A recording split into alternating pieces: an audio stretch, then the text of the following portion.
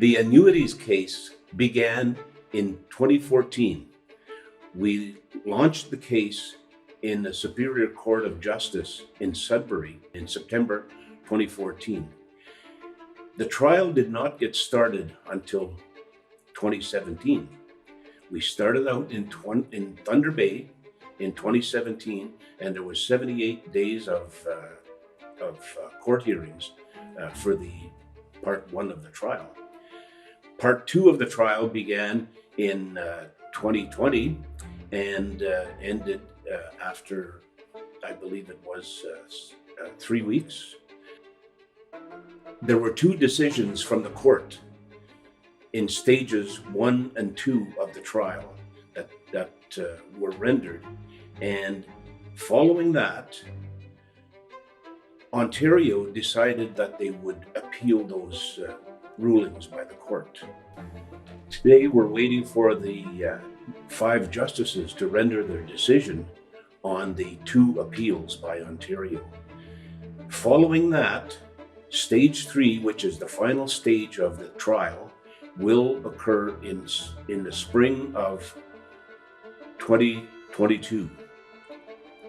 That will be the end of the trial as we know it through the court system. We don't know what's going to happen after that.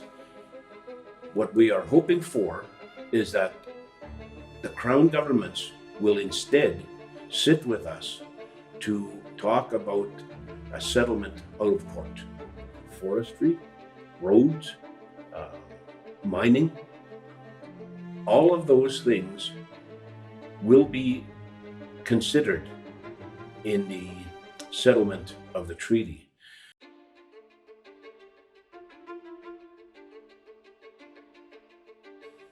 The Robinson-Huron Treaty was an agreement to share the land and based on the payment from the Crown of an annuity based on the revenue from the territory.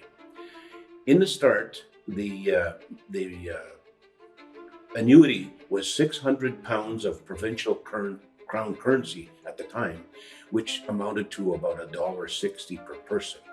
The annuity was raised in 1875 to $4 per person, and it has stayed at that amount to this day.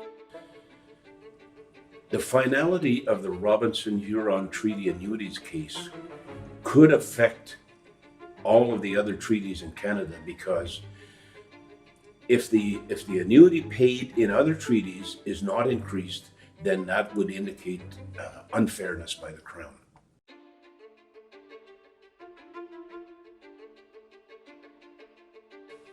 The Robinson-Huron Treaty litigation advancing through the courts is a very unique trial in Canada, simply because in that trial, the court considered the Anishinaabe perspective in the treaty, not only the Crown perspective or what is written in Crown documents, but it also considered the perspective of the Ojibwe people.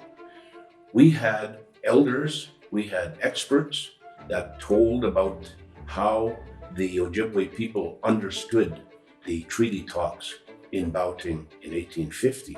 And that was very important to the court because they were able to make a decision based on Crown interpretation and Ojibwe interpretation. The terms surrender and ceded that exist in the written portion of the treaty are not what was understood by the Ojibwe people in 1850. The Ojibwe people in 1850 understood that they would share the land with the newcomers.